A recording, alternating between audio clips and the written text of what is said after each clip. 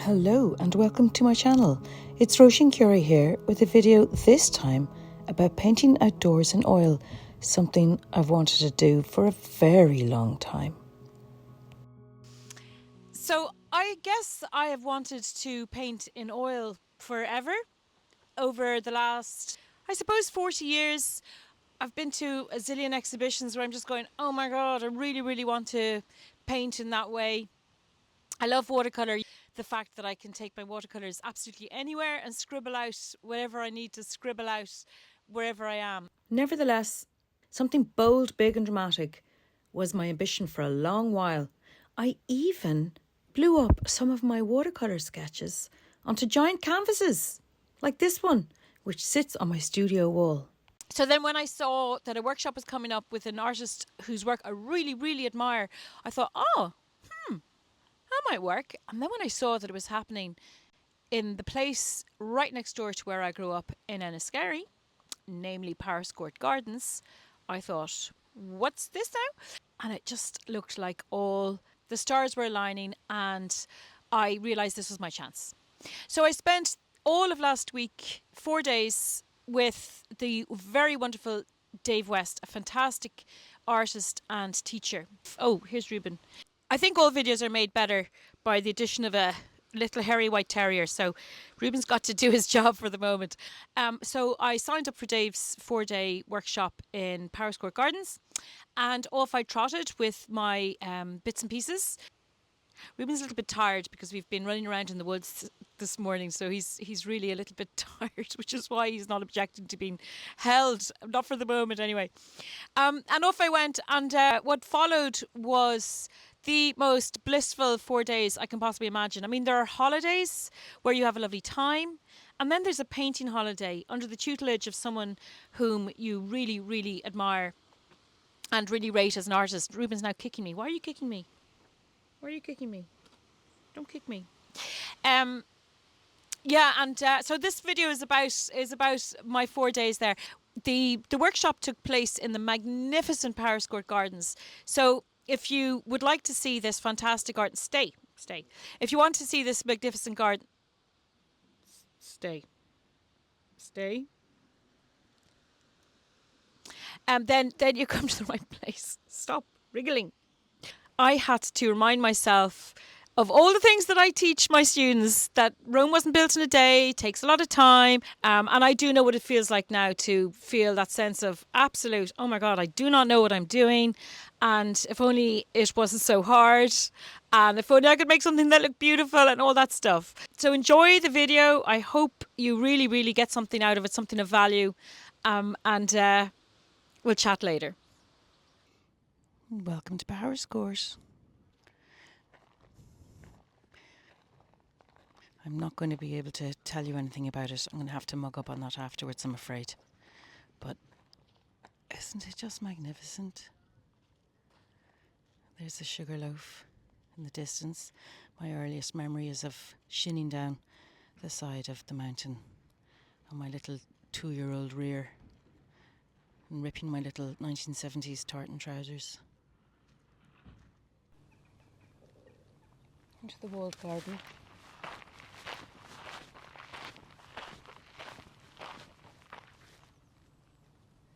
I like how the light changes when you enter the shade. This is where we started on day one. This is the walled garden.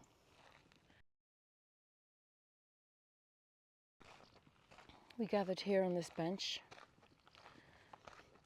So, Dave got us to start off by thinking about values. We were asked to look for darks and lights. Dave talked all my language about values, about not the colour of something, but the darkness of it relative to the bit that it's next to. So for example, you can see that nice little tree, that little conical tree.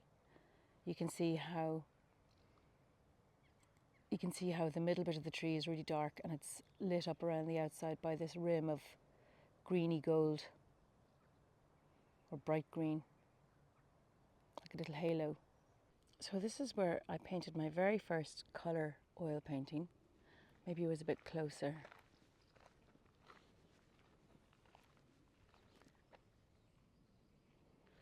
And it was much later in the afternoon, as you can see from the sketch.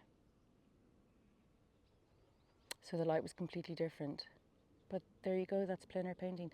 And I managed to get the sugarloaf itself in the background. Okay, so what's the verdict for day one? Easier or more difficult than watercolour? Well, I'm going to say it's more difficult, perhaps because I'm so unfamiliar with the medium on my very, very first day back after, I don't know, umpteen years. On the other hand, I was able to capture scenes that I would never have been able to capture in watercolour, like that bold, intense pink. Just wouldn't be a thing for me.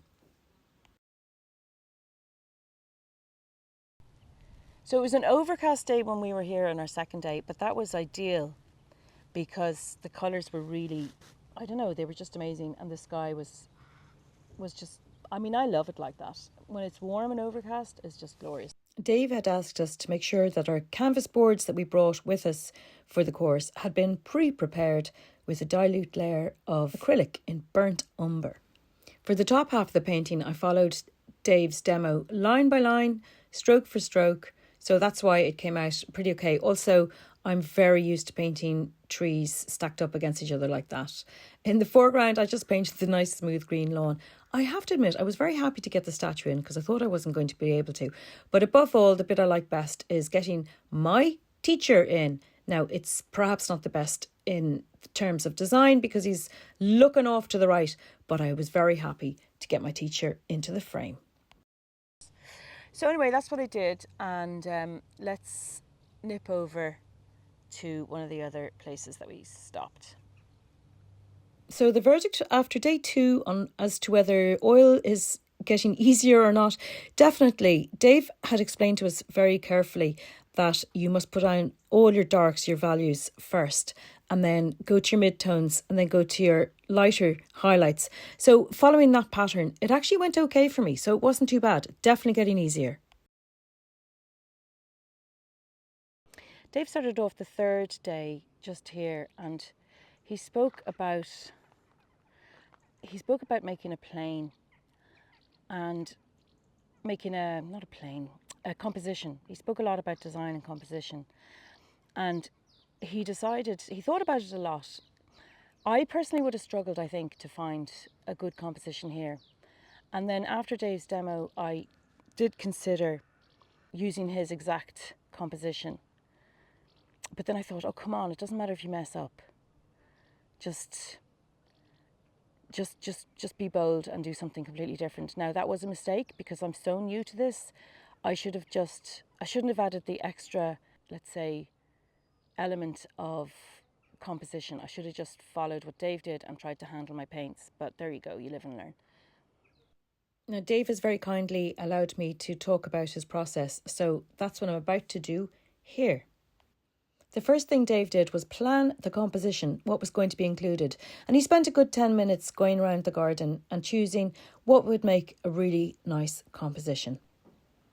Then after that, he put in his darks, his really deep values, and the deepest values of the colours that he could see. Then the mid-tones, slightly lighter greens, and the slightly lighter coloured pretties, the lovely colours that go with the flowers. Then he put in the soil around the rose bed, and then he put on some of the lighter tones. Now the shadows of the actual sun are changing a little bit, but you can see how the lightest colours are put on at the end. So it's the same process. Darks, the real deep values first, then the mid-tones, and finally the highlights. Dave has a real mastery of light, and this is how he achieves it. I got to know this tree very well, or more correctly, I got to know its shade very well. Here we have the subject that I chose a little recklessly. I thought it was so beautiful, this lily pond with these beautiful water lilies with the lovely statues behind it. I don't know why I chose this composition. I suppose I was attracted to it, but I really bit off more than I could chew. One of the things Dave really dislikes as a teacher is a catastrophic approach or attitude, when you stand there and you go, oh, it's all going really badly wrong, can't do this. But I am really struggling not to take a catastrophic attitude for this particular piece because I am used to things going quite well. So that was an uncomfortable feeling for me. But hey, you got to get out of your comfort zone from time to time, right? Now, Dave was very encouraging and very positive when he saw what I'd done here. And he said, take a photo. I can't do his Welsh accent. And accept that there might be some learning points, but there are definitely positives, which is really, really nice of him because, I don't know, I didn't see many positives myself. Now, I took the following shots in my little filming expedition a couple of days later. Just look at these water lilies. They are so gorgeous. And you can't even see how beautiful they are. You have to see them in the flesh. The little statues. So I thought I'd give it a second go. And out came my watercolour book. But the problem was, it was hot as Hades there. So I couldn't stay very long. Did my best. My best wasn't great. Anyway, let's move on. So the verdict after day 3, easier or harder than watercolour? I'm going to say harder because I got complacent on the second day and I bit off far too much on day 3, and that's on me. It's not on the oil. So I just needed to take it a bit more baby steps. Okay, so the verdict is a little bit out at this point.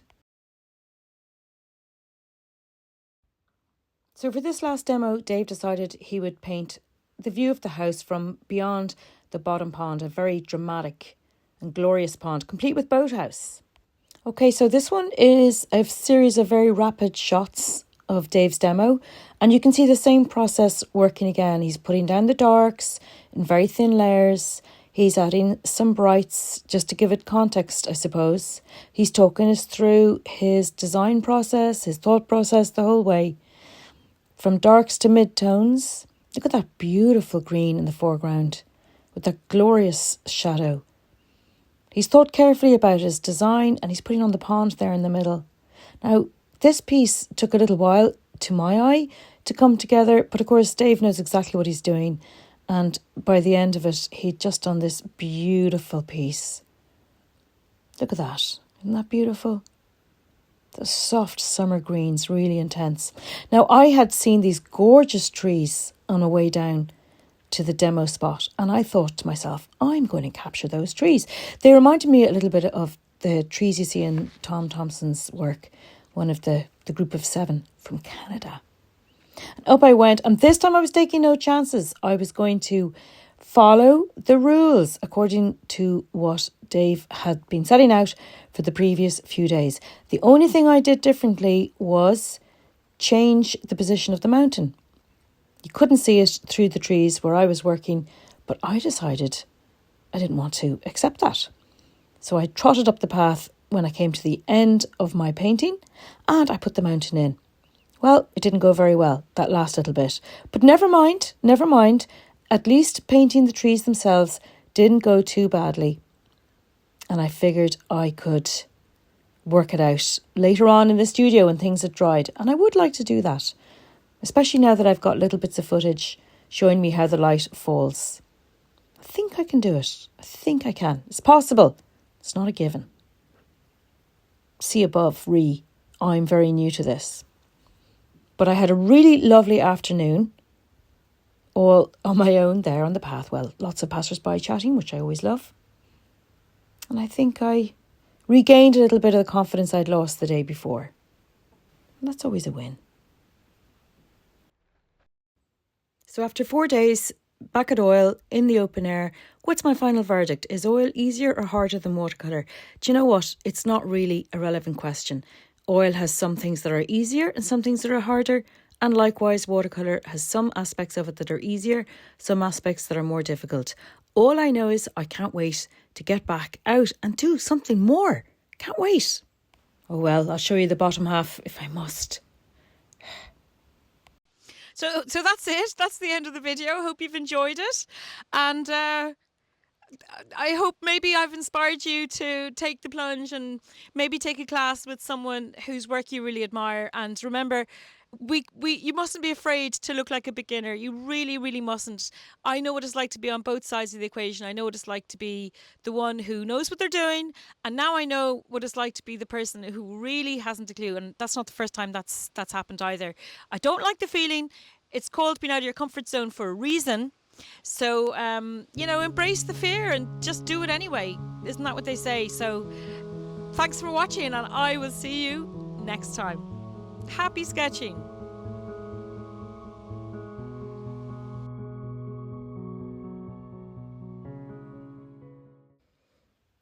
As a little thank you for watching this to the very end, I'm sharing with you a delightful little hedgehog that one of the equally delightful gardeners called Rosemary, she'd found this little guy half drowned in the pond, and she rescued him and brought him up to the house and fed him and, I don't know, warmed him up and dried him, and he was all ready, or she, all ready to go back to the wild. And Rosemary showed me the hedgehog because she thought I'd like to see, and I was so happy and so honoured. Thank you, Rosemary. Lastly, I'd just like to thank you, Dave, from the bottom of my heart, for being such an amazing teacher and so generous with your knowledge and your time. And of course, thanks to the Schoolhouse for Art in Enniskerry for organising such a fantastic course. And thanks, of course, to Paris Court Gardens for being such warm hosts and giving us such a lovely, warm welcome last week. See you again soon.